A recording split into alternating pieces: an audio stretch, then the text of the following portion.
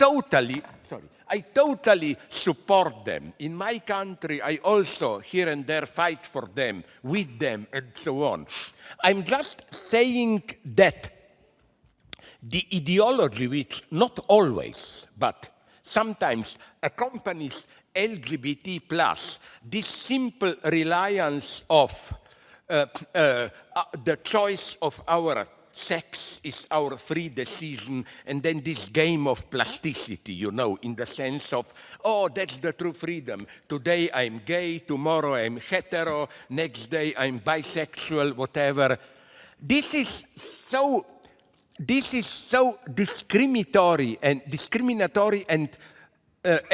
humiliating for LGBT people themselves. You know how traumatic, for example, I know an example, there was a movie made on it in Belgium where a boy wanted to become a lady, and it was so traumatic for him, although she had the support from parents, everybody was good and so on. And of course, in some sense, it's a choice. It's not biologically determined.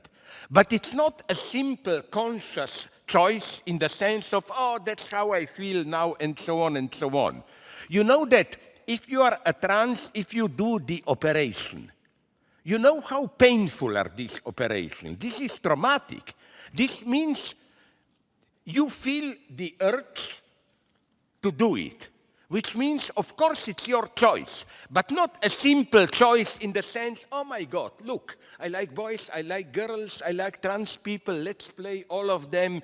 You are ready to stake your survival on it. So that's what I'm pleading here for. It's not biology, but it's also not this superficial, how I feel, I declare, and so on and so on. Do you know that, yes, LGBT plus people are free, but they are maybe the most free people among us, and they pay the price for it. You know that here I accept this paradox of true freedom is not this superficial freedom of choice, like let's go to a patisserie, should be cheesecake or chocolate cake or strawberry cake.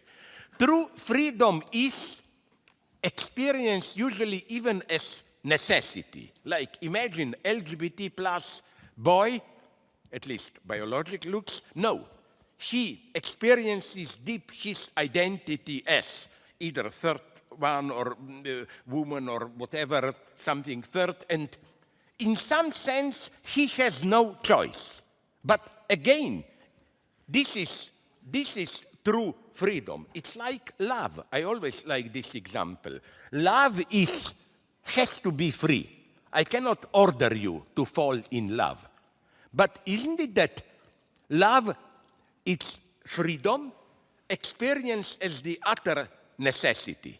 Like when you are truly in love, you cannot say, this person whom I love, it's too difficult, confused, let me choose another object. No, you cannot go out. Love is your fate. And precisely as such, it is free. So, as somebody trained in psychoanalysis, theoretically only, no, I would never do practice. Some students years ago wanted me to be their psychoanalyst. And you know what was my reaction? I told them, if you want me to be your analyst, then you are really crazy and you need one. But what I'm saying is that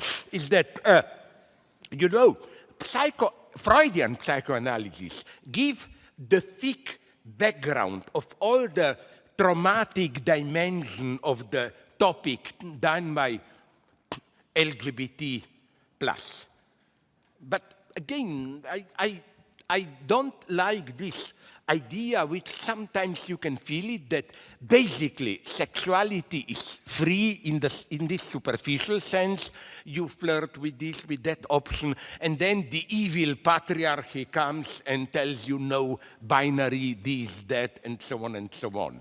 No, Freud was right. We are extraordinary, complex, divided persons, and the great lesson of Jacques Lacan is that there is always a minimal gap between what you want and what you really desire.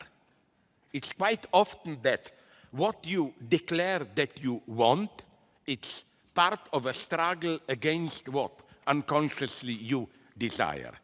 And I think out of my respect for LGBT plus and so on people,